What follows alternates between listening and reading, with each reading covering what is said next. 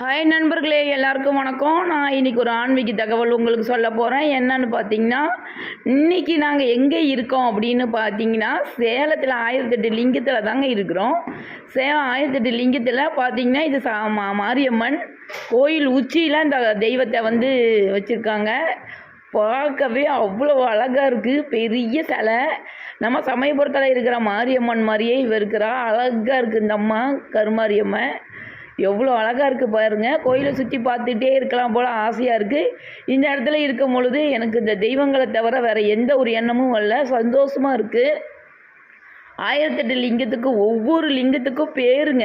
நமக்கு எல்லா பேருமே படிக்கிறேன், ஆனால் எனக்கு மனதுக்குள்ளே நிற்கல. பார்த்துட்டே இருக்கலாம் போல் சந்தோஷமாக இருந்துச்சு. இந்த லிங்கத்துங்களெல்லாம் ஒவ்வொன்றும் வரிசையாக சுற்றி வந்தேன். நல்லாயிருக்கு.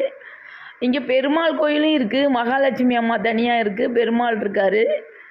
ஒவ்வொரு கோயிலுமே தனித்தனியாக பிரித்து வச்சுருக்காங்க. விநாயகர் பெருசாக இருக்குது. இன்றைக்கி நல்ல நாளில் நான் 1008 லிங்கம் சிவனை பார்த்துட்டேன்.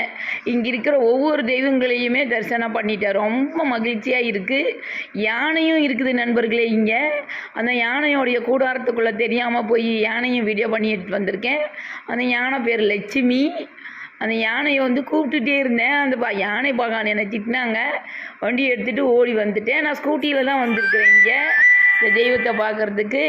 நீங்களும் இதை பார்க்கணுன்னு ஆசைப்படுறவங்க ஒரு நல்ல நாட்களில் 1008 லிங்கத்தை நீங்களும் பாருங்கள் நண்பர்களே. உங்களுக்கும் இந்த மாதிரி சிவனை பார்க்க வாய்ப்பு கிடைச்சா பாருங்கள். புண்ணிய கணக்கு தான் இதெல்லாம். நம்ம நந்தி பகவானும் 1008 நந்தியும் இருக்குது, 1008 லிங்கமும் இருக்குது.